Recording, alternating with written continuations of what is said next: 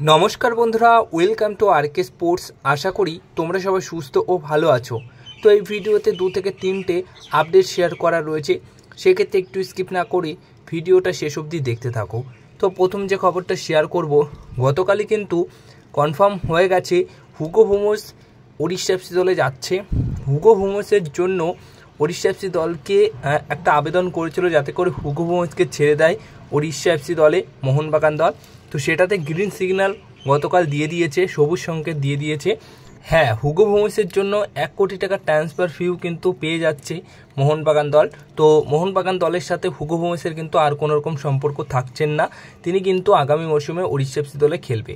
এবার next update যেটা রয়েছে সেটা হচ্ছে আপুইয়ার যে ডিলটি ডান হয়েছে সেটার অফিসিয়াল অ্যানাউন্সমেন্ট নিয়ে।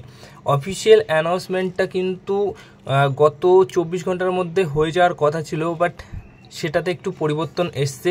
হ্যাঁ, গত 24 ঘন্টার মধ্যে সেই অফিসিয়াল অ্যানাউন্সমেন্টটা আসছে না।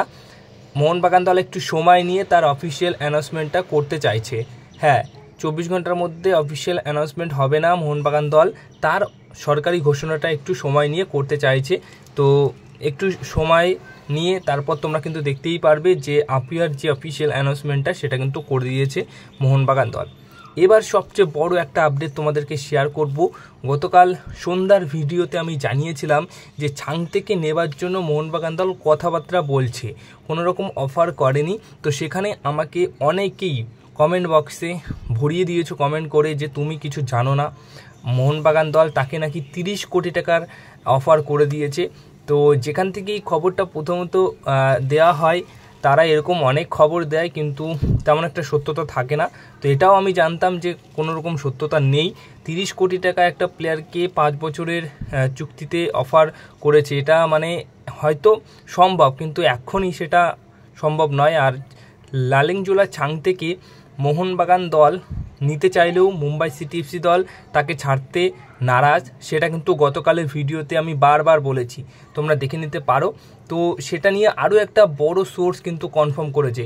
মার্কোস আজকে সকালেই কিন্তু জানিয়ে দিয়েছে ছাংতে কিন্তু মুম্বাই সিটি এফসি দলেই স্টে করছে, মুম্বাই সিটি এফসি দলেই থাকছে।